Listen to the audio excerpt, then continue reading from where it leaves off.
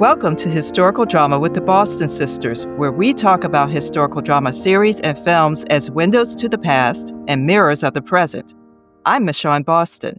And I'm Tequina Boston. This is Revolution to Rights America at 250, a 10-episode podcast series from Historical Drama with the Boston Sisters. Revolution to Rights takes you on a journey through America's 250-year history of advancing freedom and justice since the Declaration of Independence in 1776. The historical dramas featured in Revolution to Rights tell stories of battles fought in the quest for freedom and the people whose collective actions and courage inspire us to move beyond remembrance and to take actions today to ensure freedom and justice for all.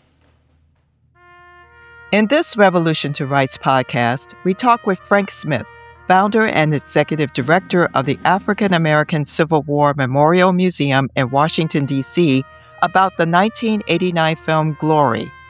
Frank Smith shares stories of the African American soldiers who fought courageously for freedom in the American Civil War and whose names are preserved by the memorial and museum.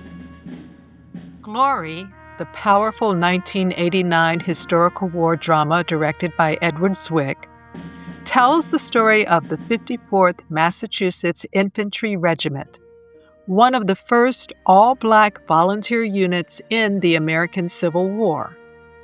The 54th Massachusetts Regiment was a unit of the United States Colored Troops, or USCT, that was formed in March 1863 after President Abraham Lincoln issued the Emancipation Proclamation that granted freedom to all enslaved persons in the Confederate States. Glory follows Colonel Robert Gould Shaw, the commanding officer of the 54th Massachusetts Regiment, played by Matthew Broderick, as he trains, leads, and fights alongside his troop. Yet, in the fight to preserve the Union, racial segregation and discrimination persist in the United States military during the Civil War. Glory also features Denzel Washington in an Academy Award-winning performance as Private Tripp, a soldier who escaped to freedom as a youth, Andre Braugher as Colonel Shaw's childhood friend, Cpl Thomas Searles, and Morgan Freeman as Sergeant Major John Rawlins. With its powerful storytelling and performances, Glory is a reminder of the unyielding spirit and sacrifices made by soldiers in the 54th Massachusetts Infantry Regiment in the quest for freedom, justice, and equality. We begin our conversation about African American soldiers in the American Civil War with Frank Smith, founder and executive director of the African American Civil War Memorial Museum in Washington, D.C. Born in Newnan, Georgia, Smith attended Morehouse College in Atlanta, where he was a founding member of the Student Nonviolent Coordinating Committee, also known as SNCC. Smith left Morehouse during his senior year to play a role in the civil rights movement. From 1962 until 1968, he worked with SNCC organizing and registering African American voters in Mississippi and Alabama, and played a leadership role in planning and putting protests and marches into motion in Greenwood, Mississippi during the Freedom Summer of 1964. In 1968, Frank Smith moved to Washington, D.C., where he worked as a researcher for a think tank and dedicated himself to public service by serving on the Advisory Neighborhood Council and the D.C. Board of Education. After earning his Ph.D. in public planning from Union Institute in Ohio, Frank Smith was elected to Washington, D.C. City Council, where he served 4 terms. After leaving the council in 1998, Frank Smith became chairman of the board and chief executive officer for the organization which worked to establish the African American Civil War Memorial and its accompanying museum, the only national memorial to the United States Colored Troops who fought in the Civil War. A link to Frank Smith's complete bio is available on the webpage for this podcast. Welcome, Frank, to Historical Drama with the Boston Sisters. Thank you very much. Happy to be with you. Talk about how the African American Civil War Museum was established and its purpose. Well, for a long time, 16 years, I represented Ward 1 in the District of Columbia that was devastated by the riots of 1968 when Dr. King got killed, and it was made even worse by a botched subway construction job that went bad. They sued each other, and the U Street was torn up for 2 years. So I started to work there and trying to figure out how I could revitalize this community that had once been called Black Broadway. It had developed primarily after the Civil War as a place of entertainment and food and good times, and it was near Howard University, so it had every year a new group of young professionals, persons who were coming to Washington to learn more about themselves and about the world, and so I had to. It came my job to rebuild it, and I came with this idea of building a monument, and I had heard about these soldiers in Mississippi as a civil rights worker, so one thing led to the other, and there you go. Now it's a national monument with a new museum that's opening in a couple of months. And you talked about Black Broadway, so that would be called the U Street Corridor Yep, in that's right. DC. It's also located in the monument and the museum is located in a neighborhood that's named for Robert Gould Shaw, who Absolutely. led the 54th Regiment. Tell us about the historical significance of where the museum is located, which is also in the Grimke School, named for Archibald or renamed for Archibald Henry Grimke. The school used to be Phelps, which was a vocational school. Absolutely. You've done your homework. Well, the neighborhood was named Shaw, as near as I can tell, started back in 1962 when Washington, D.C. was going through something called urban renewal. So the federal government was working on these cities, trying to figure out how they could help revitalize some of these cities that had been run down for years. And Washington, D.C. Created a group called Michael that actually was led by Congressman Walter Fauntleroy, who later became our congressman. He was minister in the neighborhood at that time. This is long before I moved to Washington. And so they named it for Robert Gould Shaw. They heard about him. I'm sure they had. They were scholarly people. They were smart enough to pick somebody they knew something about. And so by the time I got here, it was already named Shaw. I didn't have anything to do with that. Smarter people and I chose to name it Shaw. So Oh, that's you just told me something new. I didn't know it was named in 1962. I thought it was always called Shaw. well, as far as I know, it was named then. And then they built a middle school, the Shaw Middle School, that stayed here for years, and eventually moved up now to Cardozo High School, where it's a part of the it's a campus where Shaw represents one part of the campus. Yeah, Um, and the Grimke School, how does it feel being in that building? I think that building was built in the 1880s? yeah, it was right after the Civil War, one of the first buildings in the country, schools that were built for African Americans. We're in the original part of the building. It's been rebuilt 2 or 3 times. It was originally called Phelps, and then when they rebuilt it, expanded, made it larger, they named it for Archibald Grimke, as you mentioned earlier. And so it's kind of spooky to be in an old building that was built to for persons who were just now beginning to experience freedom. It's hard for us as we might call ourselves historians or the like to as try as we will all the time to put ourselves in the place of these people who came before us, we probably could never really replicate what they felt and what they were thinking and what motivated them. We can only imagine.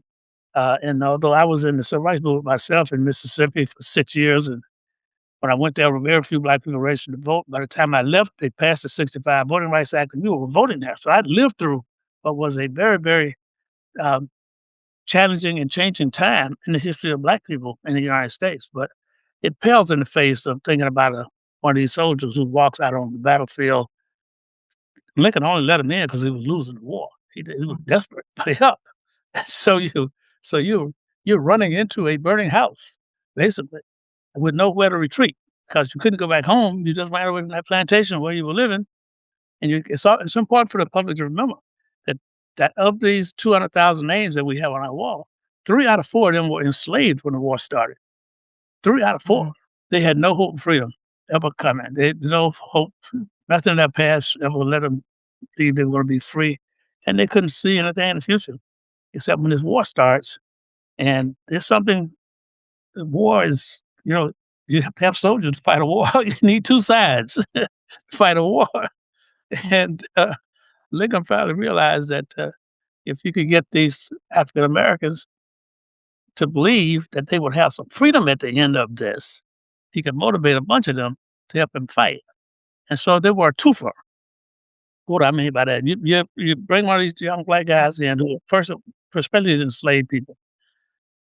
First of all, what is he doing on the plantation when the war starts? He's growing cotton and corn and tobacco and food. He's feeding the doggone Confederate Army. He's not in the Army. They ain't stupid enough to arm them, give them a gun, but they need the food, the products that they're producing.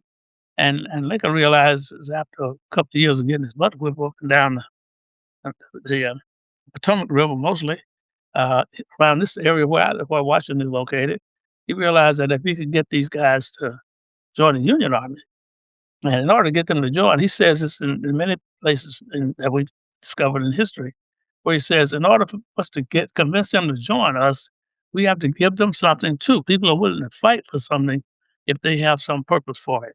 And his purpose became they're going to get their freedom, and if they help us win, they're going to get their freedom. And and and um, and that was enough to get 200,000 of them to join. And at first, he was reluctant. He was, white people never think we can do it, that damn thing. It was true back then. These guys can't. They've been picking cotton and plowing fields all their lives. Hand them a weapon and teach them how to shoot it. They never really, many of them had never held a gun. For them to have a gun was against the law while they were enslaved on these plantations. So they had to teach them how to use these weapons. But he also knew that they were in somewhat of a desperate situation. If they joined the army, they couldn't turn back because going back was worse than going ahead. At least going ahead, you had a bunch of Union soldiers, white Union soldiers in the regular Union Army, and you all were in the same man's army. But if you turn back, you're going to turn back into the face of that Confederacy of angry white men now who are mad at you because they said you committed treason by joining the Union when they committed treason by trying to destroy the Union. So it was all mixed up. But it created a real good dynamic for African Americans because these people ran away from these plantations in droves to join up for the Union Army because there was a hope for freedom for them. And thank God they did, because I don't think you ever would have gotten these amendments passed to Congress. These guys hadn't joined the Army. That's really important, I think, for people to remember is that it wasn't just their service that turned the tide of the war, but it was turning the tide in other ways. And you mentioned, Frank, that without that service, there are probably some other changes that would not have happened. So could you speak about some of the ways that their service had an impact on, citizenship and voting rights and those things, many of which we take for granted in our own time? Nobody really thought about these people having the right to vote and having citizenship in the United States and owning property. That came about during the war. There was very little talk about that among the abolitionist movement. That this dynamic occurred during this war, which only lasted 3 years, 4 at the most. So you're talking about a short period of time in the history of this country where racial, uh, where I say they changed America from a slaveocracy to a democracy.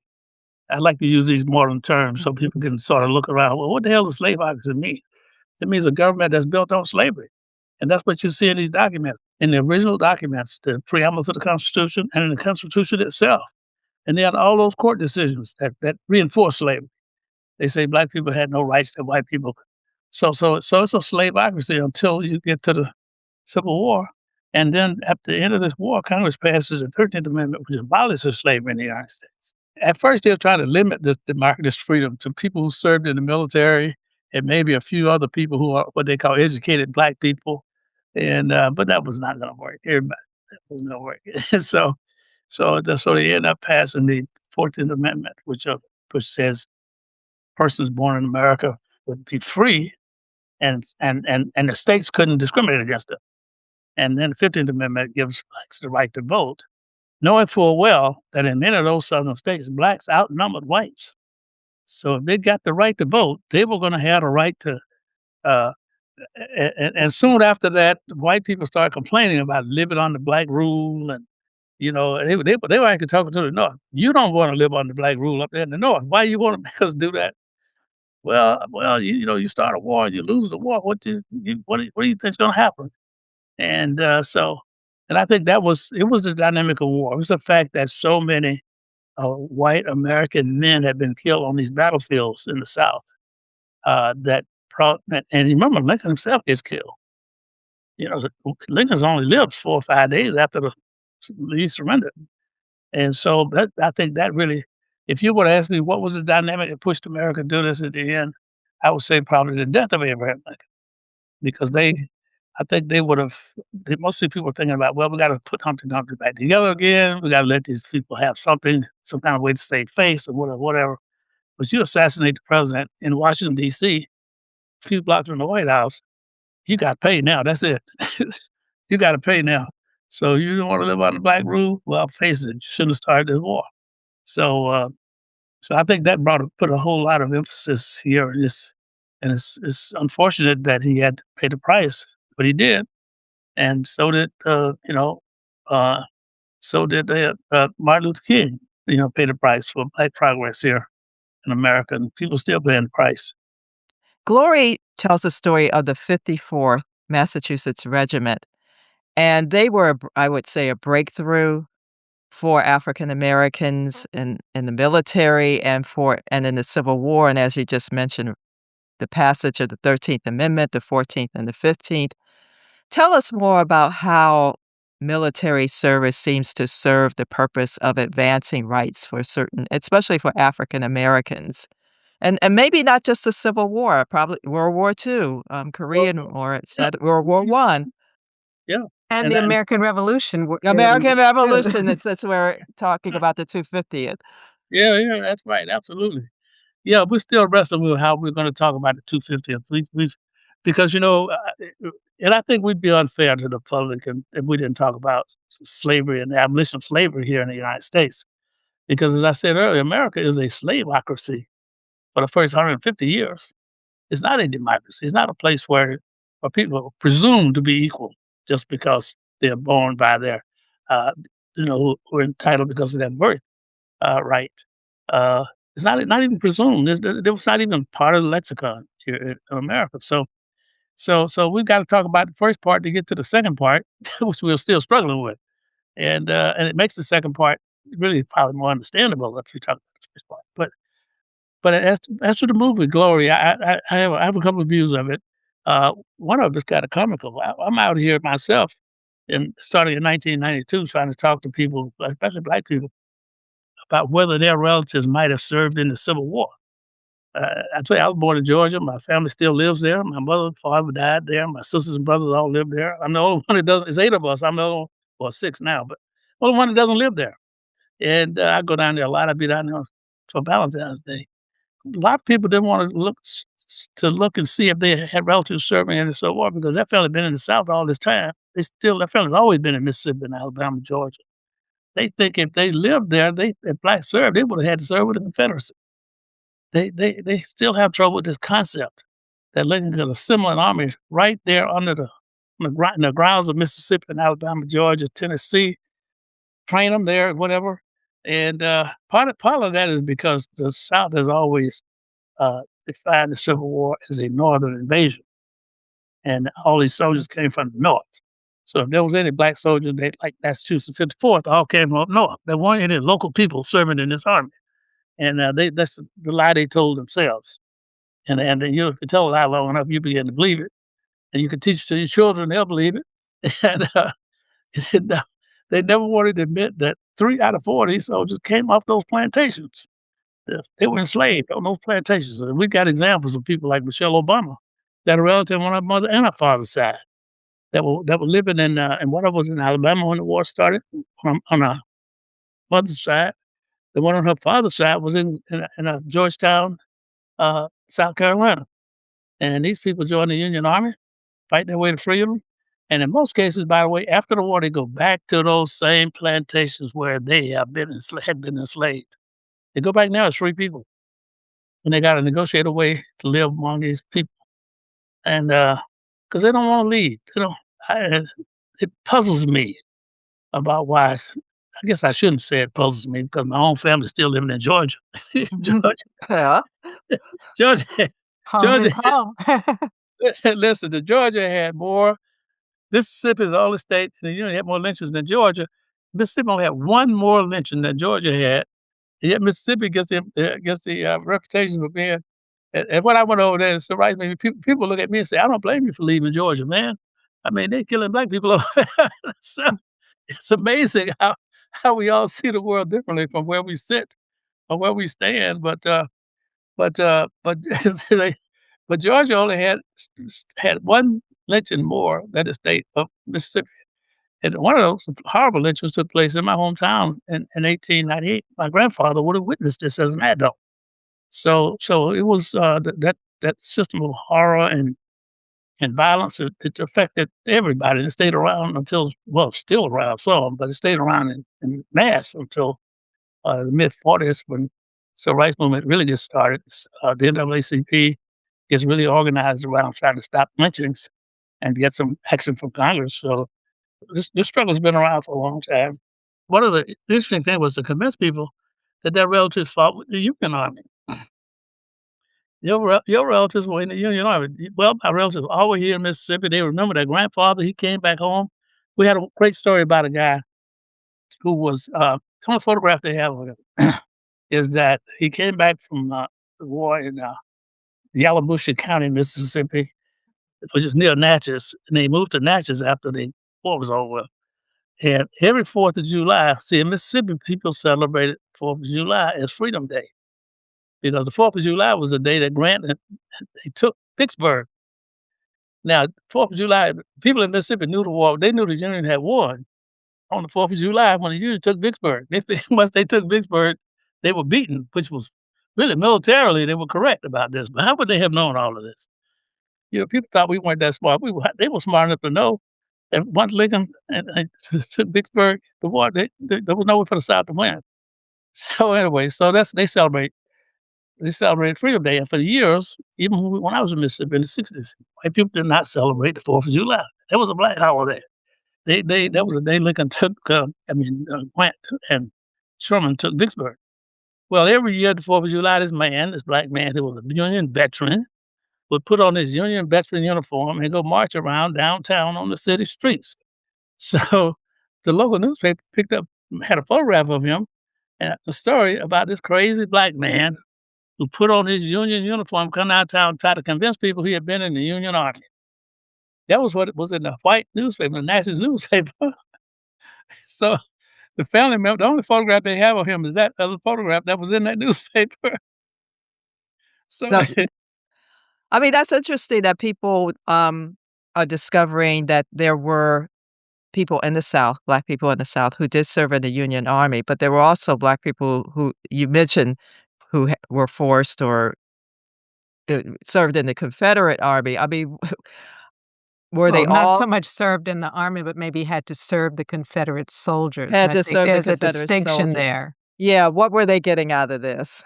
well, let me tell you about that same man that I'm telling you about. So he's lived on this big plantation right outside of uh, right outside of Vicksburg. And it was a big enough plantation, so the Confederacy had this rule that if you had a certain number of slaves, you had to send some of them to help the Confederacy do some work. So this man was sent from his county up to Vicksburg to help rebuild the fortifications at Vicksburg that were being shelled by the Union Army, the Union Navy, actually shelling. So there were some black enslaved people who now had slaves are sent up there to work. I think 25% of your able-bodied men had to go there for some period. So they send this man. His name was Buck Murphy. And Buck Murphy, by the way, is the son of the plantation owner. So he's up there with one of his buddies. He couldn't read and write, but one of his fellow plantation buddies could read. They saw a flyer that said that the Union Army was trying to end slavery. So they looked at each other and said, "We're on the wrong side of this damn thing. We need to be over on the other side." They ran away that day and joined the Union Army. Now, now, I tell this story a lot because I said, people say, "Well, black were in the Confederacy." Well, some of them were helping the Confederacy, like these guys were helping them by rebuilding fortifications. The women who were cooking food for them and supplying, people with bandages on them and stuff, they were helping the Confederacy. The Confederacy didn't need them in the army. For every soldier that you see on the front line, there's 6 civilians backing them up. Those civilians were the slaves. They were not, and the Confederacy would never have said they were in the army. They said these were slaves who were doing what they always do, was to cook food and plow the fields, and they just had to be doing it to help the Confederate army. And they were also like these people I just told you about. They couldn't wait to get the hell out of there. They figured, I'm gonna get killed. I'm gonna get killed over there, trying to help Mhm. save my people. I'm not gonna kill over here, trying to dig no trenches for these guys. So they go first. At first, they wouldn't let them in the army. When they first show up, they think these guys are spies for the Confederacy. Mm. And, they eventually realized that they were inspired, they wanted to help. So after a while, they could trust them. They eventually enrolled them in the Union Army. They get uniforms, they get rifles, and they are buried. This man, Buck Murphy, is buried in the Natchez National Cemetery in Natchez, Mississippi today. I remember in Glory, they tried to, as you were saying, you can't quite imagine, and they were trying to give you, like, a sense, like, you had your Thomas Searles, who actually was a friend of Robert, Gould Shaw, and the son of an abolitionist who signed up for the 54th, and actually, he was killed in that, attack on the fort, I believe in South Carolina. Yeah. And then you have, well, that was, Anthony Braugher who played that role, and then you had, Denzel Washington portraying a soldier who had escaped from Tennessee when he was young. He said, he ran away when he was 12 years old. That was Denzel Washington's character for Yeah. which he got an Oscar. And you Yeah. had, Morgan Freeman, who had talked about, "I left my family, but now I'm coming back, and if I die, let them know I died for freedom." So you're getting all these really interesting backstories, and you're giving us even more that are fascinating. But one of the things we that what came up in Glory and in the film Lincoln is the black soldiers weren't getting equal pay. Right. And so was there a difference, first of all, they had to convince them that they, could serve as soldiers and not just as supports for the military. But what was the difference between the black soldiers' treatment in the Union Army and the white soldiers' treatment? What were some of the differences? Well, let me give you a little background on that right quick. I've got a cousin, a favorite cousin, lives in Chicago. He's 95 years old. He was actually my father, and at one point, my father and all his brothers had left Georgia. He came back because I had been born by the end, my mother just refused to go. The guys like to think we're strong and tough, but the women always dictate. At the end of the day, they make the big decisions. My father said, "You can go up there." Not going. So he stayed there for about 3 months, couldn't convince her to come. So then he came back to Georgia. But my oldest living cousin, Ernest, when he finished high school, he went and joined the Marines in World War. Uh, I think he was in war. He was in the Korean War, Oh. and he joined the Marines. He stayed in there for about 5 or 6 years. So I finally asked him why did he retire in the Marines? Because the Marines, my family people use the military as an alternative to college. You don't have the money, you can go right away. You get paid, do whatever. Yep. So a lot. So I said, why didn't you stay? He said, "Man, I have never been called the N word." He said, "First of all, I wasn't raised in Georgia. You were raised down there, so you were used to this. I was raised in Chicago. I was born in Georgia, but I went to all my schooling, elementary through high school, was in Chicago. I have never had to deal with all that craziness till I got in the military. This was in 1950s. He said, Mhm. I never had to put up with that crazy until I got in the military." So you still got these Southern officers in the military, some of them probably still in there, who just don't want black people to succeed. You cannot stay in his army if he doesn't want you to stay in there because he's the one that gives you your ratings, he gives you your wages, your wage increases or not. He gives you your assignments and stuff like that. So and black people can't become officers because they don't want black people telling white people what to do. And that goes on until the 50s and 60s, till the civil rights movement, really, until the civil rights movement. So take that now backdrop to the Civil War. You say, well, how was you guys treated? First of all, they were in a segregated army. They were in a segregated. They created something called the Bureau of United States Colored Troops, a separate branch of the military, because Lincoln was not about to try to deal with this question of integration at the time that he was dealing with.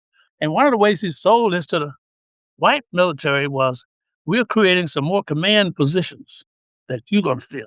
They're going to be reserved for white people. Mm. So he's telling them two things. You don't have to worry about no black person trying to tell you what to do, because they're not going to be officers.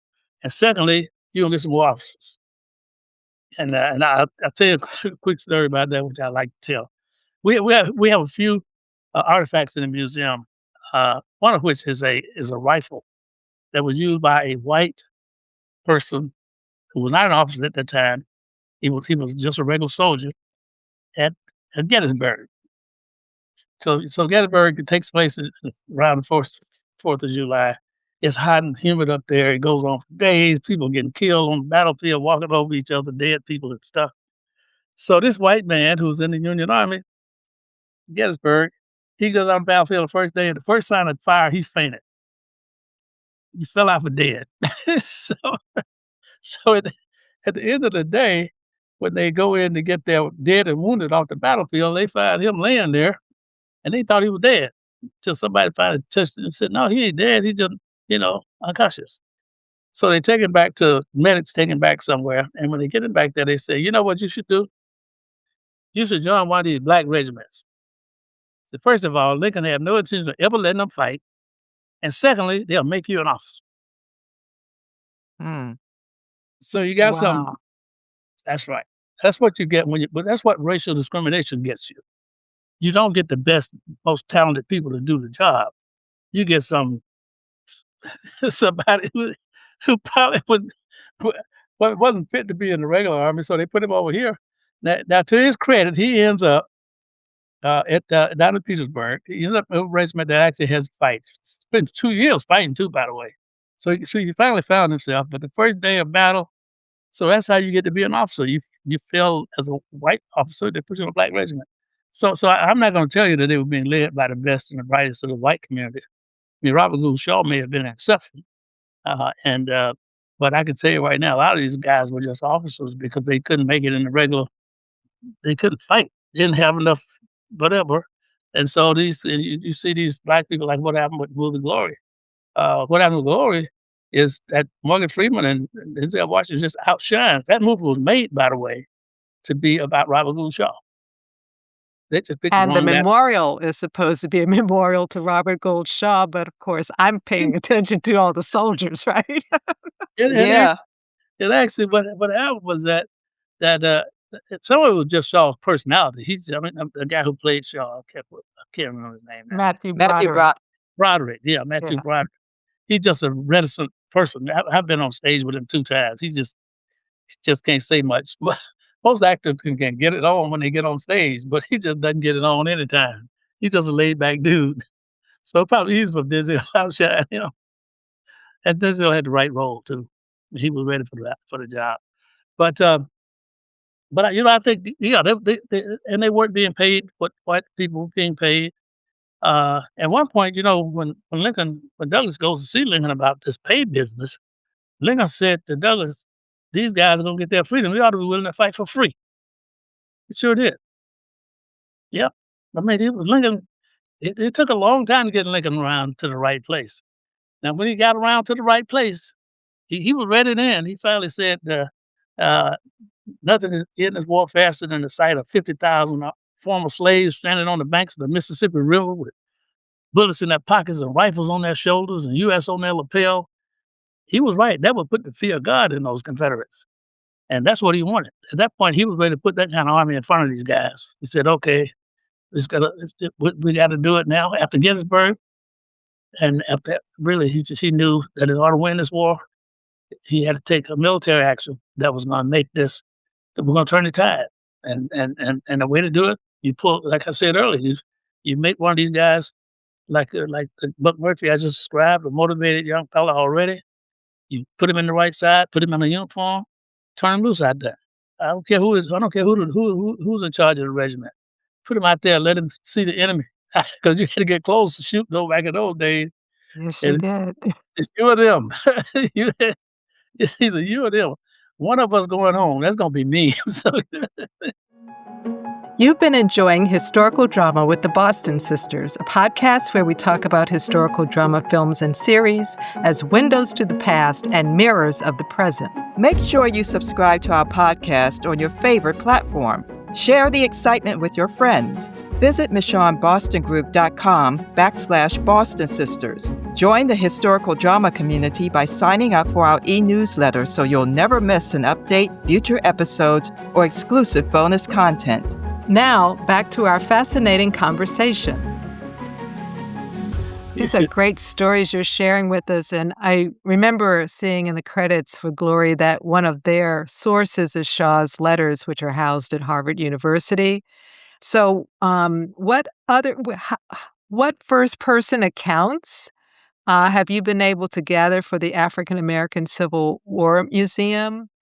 And like, where are these stories coming from? The newspaper, you mentioned there's some photographs of folks, but yeah. how did you get these stories?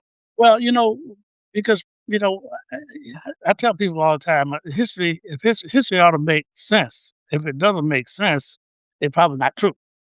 So wouldn't make any sense for a black man to put on a uniform, a Confederate uniform, and go out and fight for the Confederacy. What sense would that make?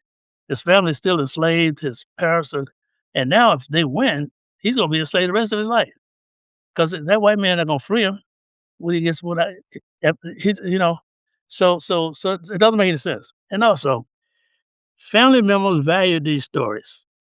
And I get to do this almost every day. I see somebody who's by the way, the reason why I know about that white officer and his rifle is because his descendant donated that rifle to us. She told us the story about how he got to be an officer because it wasn't right. She knew it, and she knew that there was nothing. You didn't get to be an officer because you do some brave act, which makes you rise above everybody else and make people look up to you. Because they want to be like you, or they're not afraid to follow you because they figure you got good sense, because they want to come back home. People not going out there to try to get killed. They're going out there to kill and come back home. They're not going. So they ain't following somebody who's gonna go. Who done got his whole regiment killed. I ain't going with that guy because he knows how to get you killed, but he don't know how to get you home. So, but these family members have saved these stories. And I get to say to them what I have learned along the way. And here's one of the stories. First of all, I just found out that I was 40% Irish. I've got my big mama, my big grandmama on my mother's side, who was a little lady, we call her Big Mama. She was supposed to be half Cherokee Indian. And so I said, well, maybe I got my fighting spirit from the Indian part of me.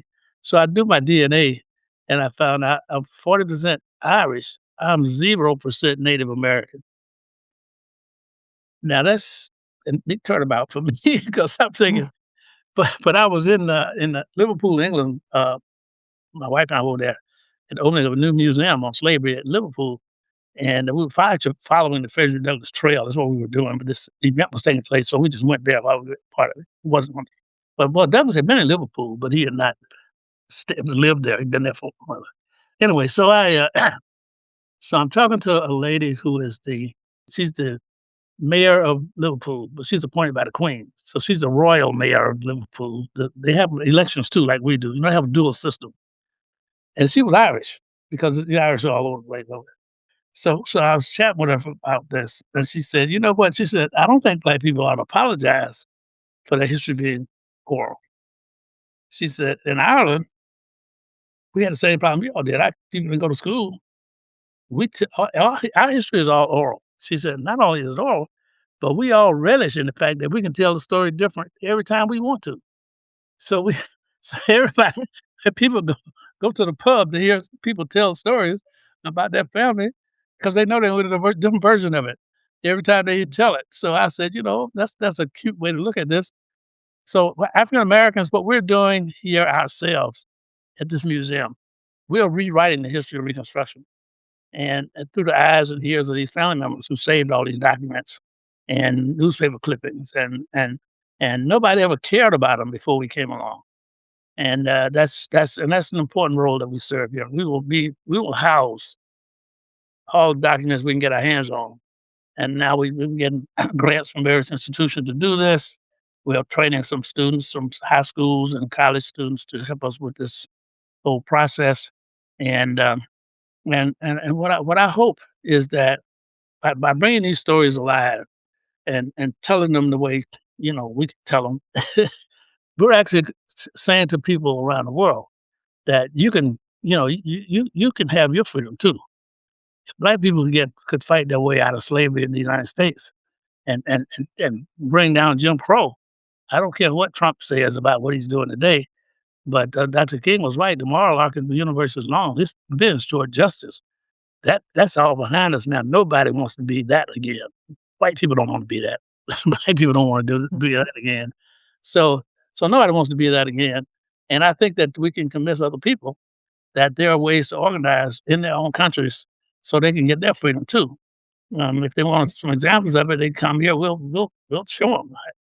And sometimes I tell you it's comical. So actually, when Michelle was in the White House, particularly, she used to send a lot of students to the museum, a lot of visiting dignitaries, young people, groups, because people come here, they want to see something about Black people. You go to the White House, well, Michelle and Barack might have been over there, but everything else in that joint was white.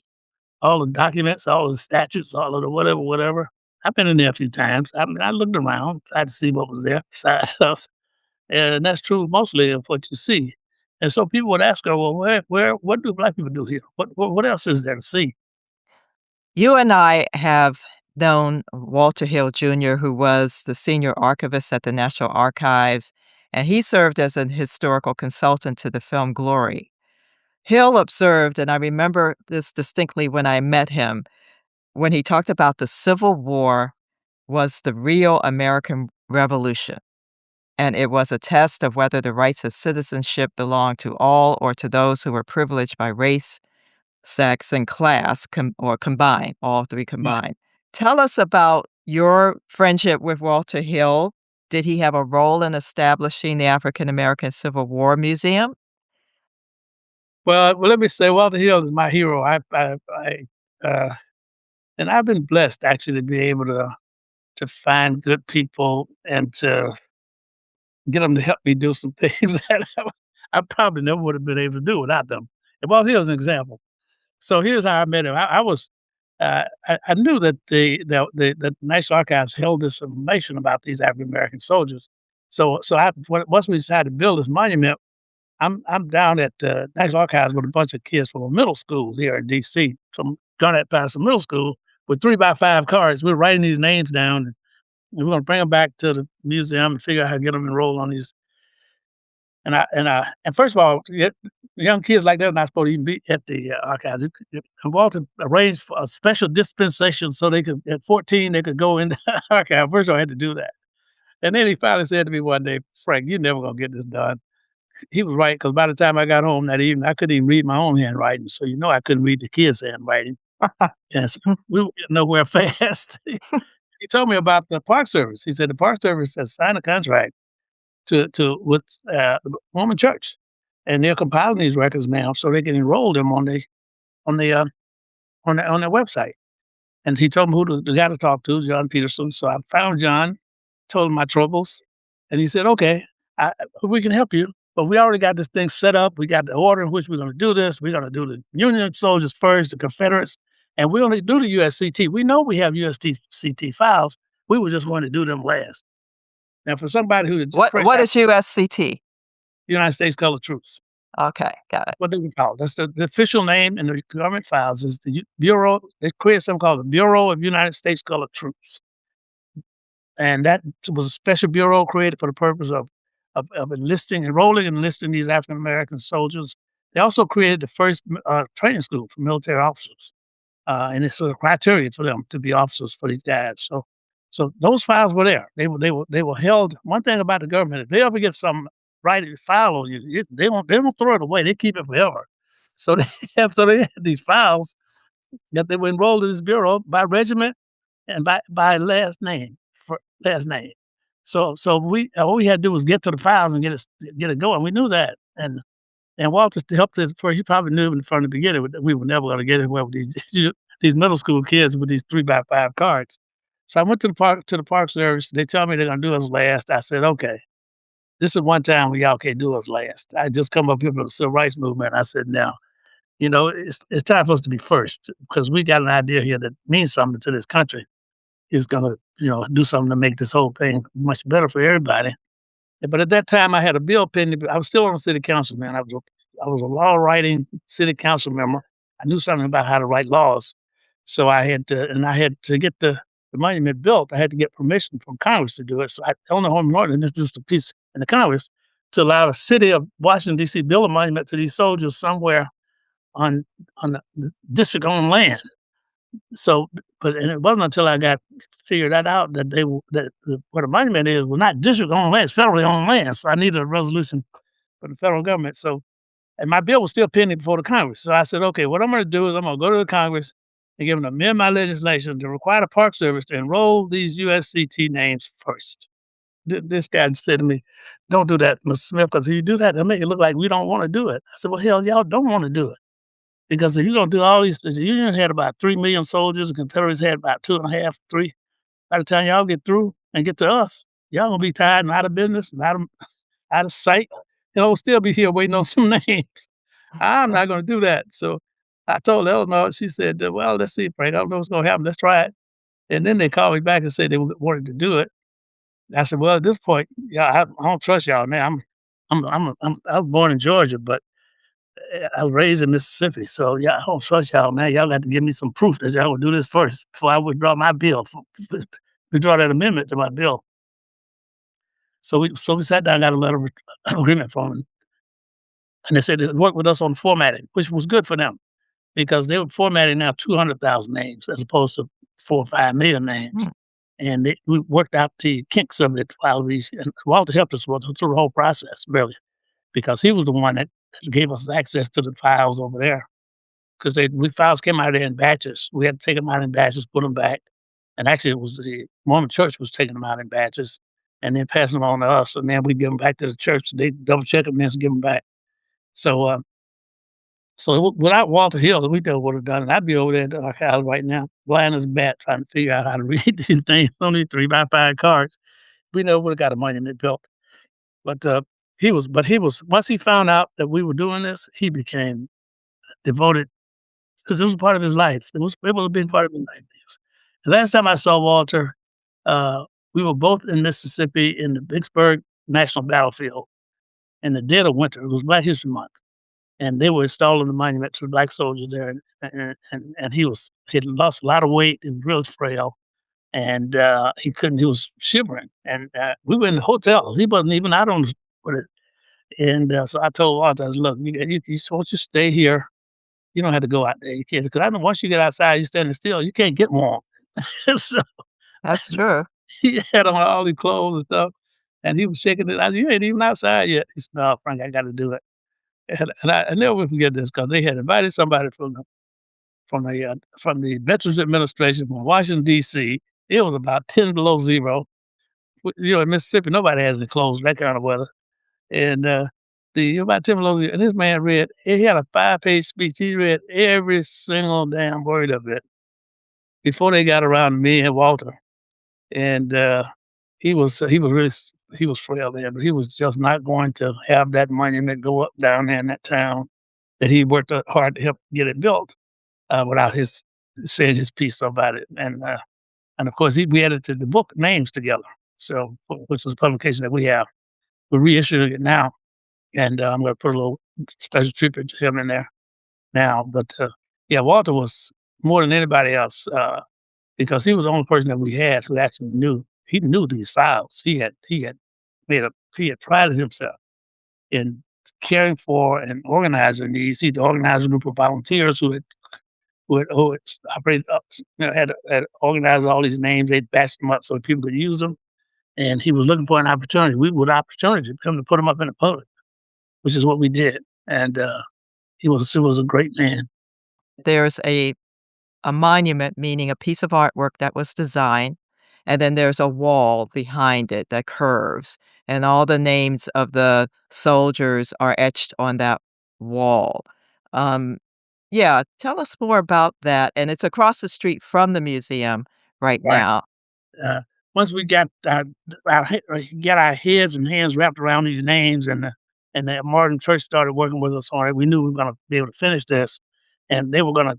We'd have a world-renowned organization that would stand behind the names. Because at that point, I knew that what was in the history books was that there was 178,000 names of black soldiers in the United States Colored Troops and 7,000 white officers. So that makes 185,000 names. When the Mormon Church got through putting all these names together, turned the files over to us, and that was 235,000 names. And I said, y'all got us in a bind here, man. Nobody's gonna believe 185,000. And I knew if I get out there with a number nobody ever used before, I'm gonna catch hell about this. But what a Norman Church, they were not nonplussed by any of this. They just said, well, maybe nobody ever counted these names before, Mr. Smith. So that would be important to know that nobody ever counted them before. I said, well, actually, I'm not can't go that damn far. If people gonna believe me, no way. I'm a black man with a PhD in planning. I'm not even a historian. Why they gonna believe me in the first place? But but what we did was we worked with the Mormon Church to. I said, okay, we know that there are indications that some of these names are duplicates. For example, some of them are duplicates for real. Freddie Douglass, one of Freddie Douglass's sons, was in the Massachusetts 54th, and then he went from there to the 5th Cavalry. So it's the same person, but his name is on the roll in 2 different regiments. Mhm. And now what is supposed to happen was that when you move from one regiment to the next, they're supposed to take your name out of that batch of files and put it over there. But hey, today with modern computers, the government ain't that smart enough to keep that together. So they got names on the Vietnam War. They're supposed to have people names of their people who died in the war. They got names up there who did not die in the war. They're dead now, but they didn't die in the war. They just can't. They got maybe they were wounded more. Some things lived, but and that's a modern day uh, list of names. We got the names that go back to 18, 1800s. So they developed this system that allowed us to get the names down to 209,145. But trust me, we represent all of those names that were in the files, every one of them. But I was determined at that point we were not going to leave any of these names out because I knew somebody was going to turn up one day and say, "This is my granddad's name. How come his name up there?" I said, "No, we're going to find a way to get them all up there." So we came up with this system where we put every name has every name has a symbol next to it. The symbol tells you where one star tells you where one name ends or another name begins. So you see a star next to a name that says, and then there's another symbol that has a diamond. The diamond says there may have been more than one soldier in this regiment by the exact same. There's there may be another soldier in another regiment with the exact same name. And now we don't tell you what that regiment is. But if you look at the files, it may say see also, like in the case of Douglas's son. In the 54th, it may say see also the fifth uh, cavalry. In most cases they don't, but in some cases they do say that. They give you some indication that they may have been one. Now the Mormon Church knew that before I knew it, because they're looking at these files before I looked at them, and they said, well, there's some cases where we know there may be duplicates, but they said by far most of these names where they get an indication like that. If you go to the other regiment, there's some difference in the way the person is described. One of them says tall, one of them says short. They may and it may have different color eyes or something, some identifying. And how do you know it's not the same person? How do you know it is the same person? We don't know. And they said to me, if you start going through there picking these names out, at the end of the day, I don't know what you're going to have. So we don't stand by. We're not going to stand by that. So if you want us to stand by them, you got to put them up there the way we aim. But they agreed to let us do this process of putting these stars and symbols so we can represent everybody, and that helped us a lot. The other thing is that we put them up there by last name and the way they enlisted. Now, that's important because in some cases a guy enlists under one name, and when he got out of the army, he lists on an alias. And when he got out, he changed his name back. Now, in some cases, you'll see if you go, if you look at, they'll say also known as Frank Smith, maybe Robert Jones while he's in here, also known as Frank Smith. So that's some indication that that person might have that somebody in that family got back to them saying, "This guy changed his name." But the military will never change the record. They may add something to it, but they may never change. They will never change the record, which is good too, by the way. We have family members come in and say, "You ought to change. You notice the alias, you should change it." Well, I don't know what made that man choose that name. He could have done like he could have gone down Peter and came back Paul, had some kind of a epiphany. If he had Mm. an epiphany and picked a name, we don't want to change his. He made this mark. Maybe Let me it's like Malcolm X. That yeah, you know what I'm talking about. He that was made my slave name. yeah, and yeah, right, some of these people changed they never intended to go back to that name. They changed deliberately, and some of them changed that name because they were afraid they were captured and use that information to go back and harass their relatives who were still living on those plantations. And, so it's a very interesting process, and it's so interactive for us. Hey, man, I told you after I talked to that lady, about how they tell the story in Ireland, I tell people, "Yeah, look, here's your story. You can tell it any way you want to. As far as I'm concerned, you make your granddaddy proud of you. You you you're standing on you stand out here on this monument, calling his name out loud and telling us what happened to that family. This is how we rewrite Reconstruction." Who was the artist who designed the monument? Because sometimes you mentioned how you had lots of names, and sometimes you're gonna miss someone, but the monument is sort of symbolic of all the people who served, all the African American soldiers who served in the Civil War. Well, we had an architect, whose name was Paul Devereaux, who's passed on now to glory himself. But, our architect was Paul was our chief designer for this. And I remember the first conversation with him, we were sitting in a restaurant. He on the back of an envelope, he said, "Look, Frank, this is what I think it ought to look like." And he drew this little sort of circular wall with all these names on it and all, but we had the names there, just a circular wall. And then when we went out there to try to figure out how to get that monument he wanted on there, the space wasn't big enough. So he said, "Well, maybe we can find a way to make the space bigger." So we had to close the street. I was on the council then. We don't know how to close streets and alleys. That's what we knew. We knew how to do that better than anything else. At that point, the city was committed to it, so we closed the streets and alleys and combined it. And then when we got finished with these walls, he said, "People come out, they're still not gonna know what these soldiers are look like. So let's find us an artist, a sculptor, and have them draw." He drew a circle in the middle of it like that. He said, "Just have sculptors look at this and see what they would recommend so we could show something."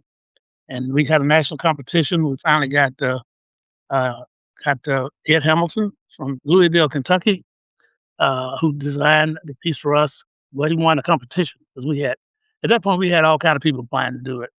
If you want to build a monument, a national capital, there are all kind of people out there who we had people volunteer to do it, pay for it. They want to pay for it. We had white people volunteer, pay for it. But at that point, we decided we wanted to have an African American artist do it, and there were several of them out there capable of doing it. They all competed for it, and we board chose uh, at Hamilton primarily because if you look at the monument on the front side of it, what you described is the side where you see soldiers, three soldiers and one sailor. Uh, if you go on the convent first side of it, you'll see a family back there. See women and children. That's the most popular side of it, especially with kids. That was the genius part. The artist told me that he was in town one day and he spoke to one of my board members who was a minister. And the minister told him, he said, "You know what? I'd like to see a monument in this town somewhere with families on there." He said, "We got a lot of horses and, statues, but nobody ever has real families." And he said he went back home, penciled that in. And he said, "I did that because I knew I had at least one vote on the board to, to support my project." And it was a genius move on his part because this is all about families. It's all about these people. These weren't just macho brothers out there trying to free themselves. Their family was back home suffering still in the sweltering heat of cotton fields and in cane breaks and cane arches, and they were back there home still cooking and cleaning for these people who were treating them bad, and they were never going to get free unless the country did something, and the country did something in the Civil War that was miraculous, and it's a symbol of what this country could be. And we faced that burden before, where we had to believe in America that didn't even believe in us. we had to fight for freedom. And these people want us to fight for free. Everybody else was getting paid. They thought we had you slaves anyway. You just are not getting paid. Why you going? We're gonna feed you and house you. What else do you need? Well, we want to be treated like men, and treated like men means you pay us the same thing you pay everybody else. And Massachusetts 54th, to their credit, didn't get when they fought that battle at Fort Wagner. They were not being paid. They had not accepted any pay. They were fighting for free then, but they also protested that they were never going to. They weren't going to accept partial pay because the state of Massachusetts offered to pay them the $7 that everybody got paid for what they call manual labor. They said, no, we want to be paid just like these other soldiers, just like they do. We put our lives on the line like they do, we risk our lives just like they do. We want to be treated like them. And to their credit, and Shaw himself refused to get paid. He said, if my men don't get paid, I'm not getting paid. As a major feature at the African American Civil War Museum in D.C., we started this past November. We're going to do this from now on. On Veterans Day every year from now on, we're going to read the names of 209,000 African American soldiers out loud. We're going to sing them into the universe, and the winds are going to carry them all over the world, and up to the heavens and back down. Like when you make a phone call, you pick your phone up, the call goes way out there and comes back. So that's what's going to happen when we read these names, and we'll have groups reading them all over the country, and maybe all over the world.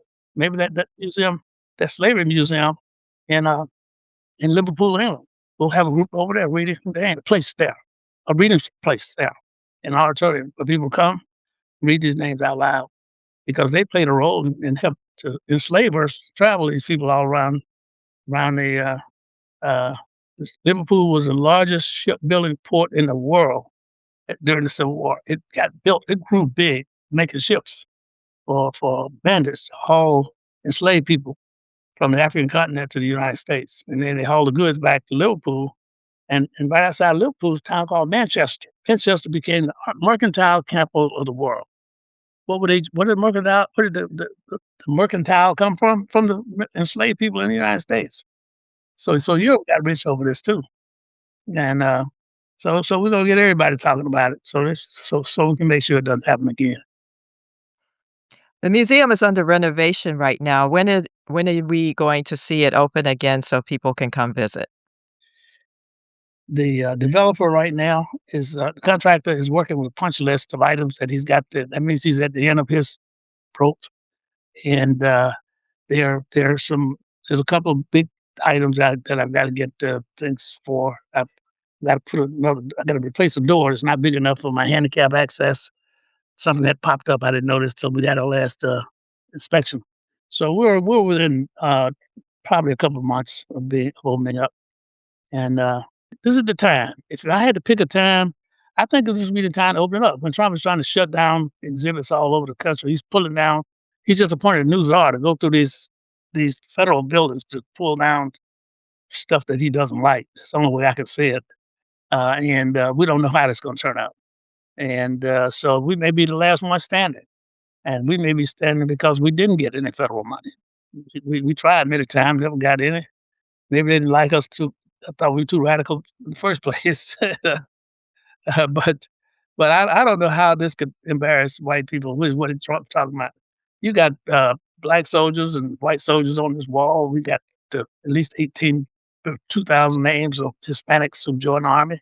There's even a handful of women who managed to get themselves into the Army that discriminated against women. And so we got some women up there too, that's an interesting story in and of itself. I mean, it's that. This represents the best of America.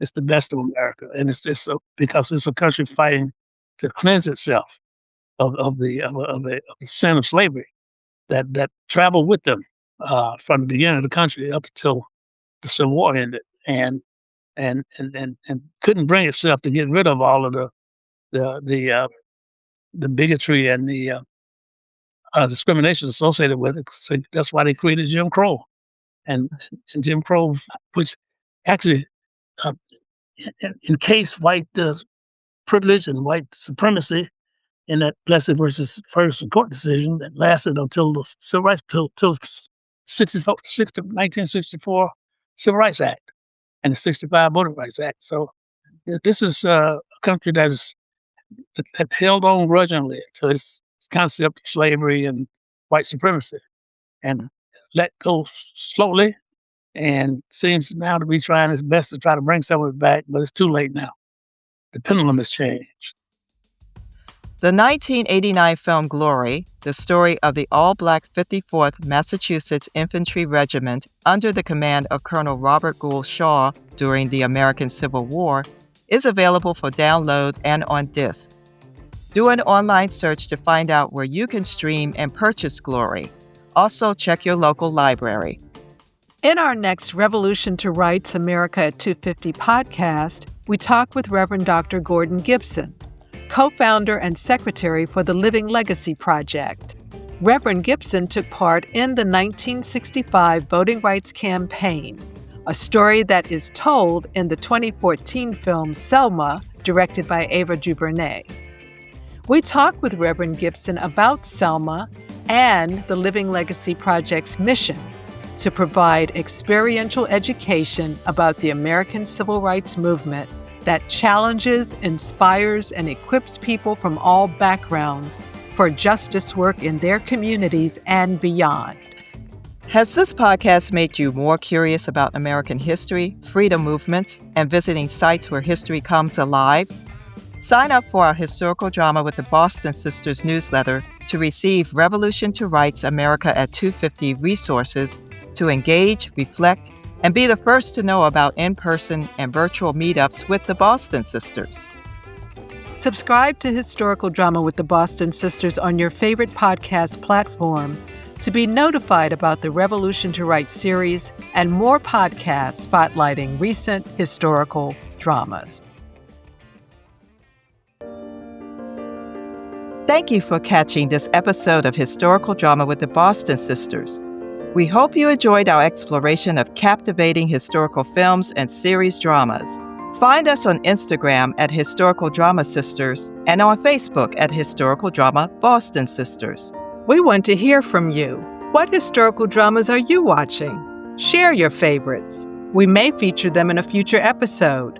Don't forget to subscribe. Visit our website at michonnebostongroup.com/Boston Sisters and share the podcast with fellow historical drama enthusiasts. Historical Drama with the Boston Sisters is brought to you by the Michonne Boston Group. The views and opinions expressed on Historical Drama with the Boston Sisters are those of the speakers and do not represent the positions or views of the Michonne Boston Group, its clients, or affiliates. This is Michonne Boston. And this is Tequina Boston. Thank you for listening.